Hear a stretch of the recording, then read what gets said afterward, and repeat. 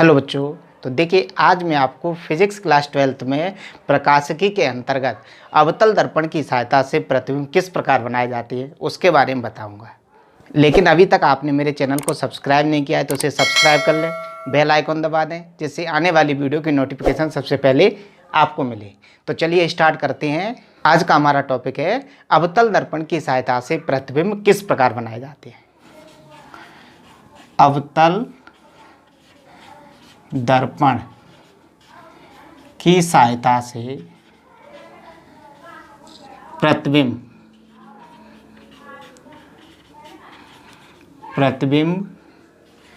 की रचना के नियम।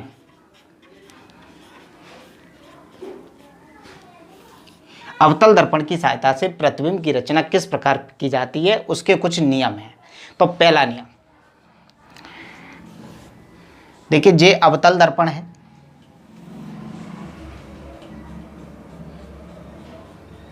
और यह मुख्य अक्ष है, ये इसका ध्रुव है, इधर में ये वक्रता के। तो पहला नियम क्या है कि जो प्रकाश की किरण दर्पण पर मुख्य अक्ष के समांतर आपतित होती है वह दर्पण से परावर्तन के पश्चात फोकस से होकर जाती है।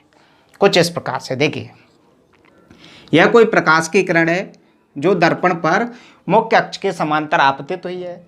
इस दर्पण से परावर्तन के पश्चात यह फोकस से होकर जाती है। तो ये बिंदु होता है हमारा फोकस, ये परावर्तित किरण। तो जो प्रकाश किरण दर्पण पर मुख्य अक्ष के समांतर आपतित होती है, दर्पण से परावर्तन के पश्चात फोकस से होकर चली जाती है। ठीक है।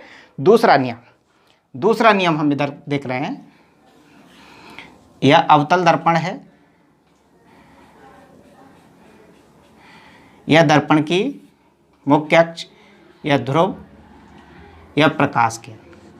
जो प्रकाश की किरण दर्पण पर फोकस से होकर आपतित होती है, यह इसका फोकस है।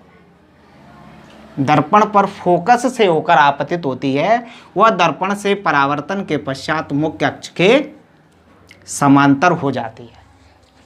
जो प्रकाश की किरण दर्पण पर फोकस से होकर आपतित होती है, दर्पण से परावर्तन के पश्चात मुख्य अक्ष के समांतर हो जाती है। तीसरा नियम ये होता है, ये हमारा अवतल दर्पण है।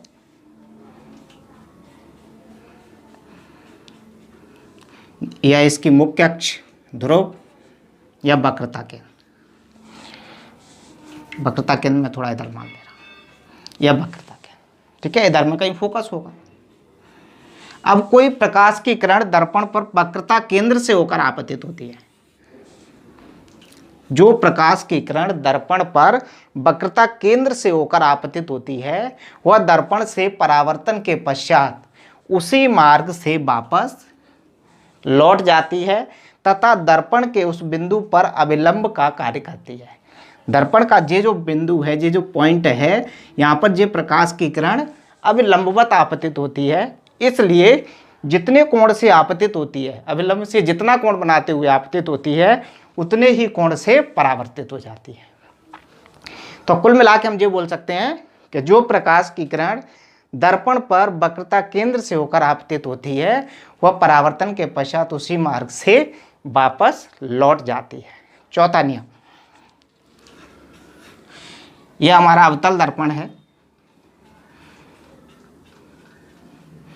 और यह मुख्य अक्ष है। मुख्य अक्ष पर यह ध्रुव, यह फोकस और यह वक्रता केंद्र। देखिए, जो मुख्य अक्ष होती है वो दर्पण के इस बिंदु पर अभिलंब होती है, अभिलंबवत होती है। अब कोई प्रकाश की किरण इस दर्पण पर ध्रुव पर आपतित होती है, जी ध्रुव पर आपतित हुई है।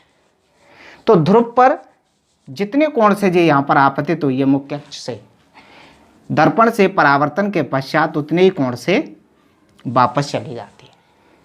तो जो प्रकाश की किरण दर्पण के ध्रुव पर आपतित होती है वह जो प्रकाश की किरण दर्पण के ध्रुव पर आपतित होती है तो वो मुख्य अक्ष से जितने कोण पर आपतित होती है, परावर्तन के पश्चात उतने ही कोण से परावर्तित हो जाती है। तो इस तरह हम अवतल दर्पण की सहायता से जब प्रतिबिंब बनाएंगे तो इन्हीं चारों नियमों की सहायता से प्रतिबिंब बना सकते हैं।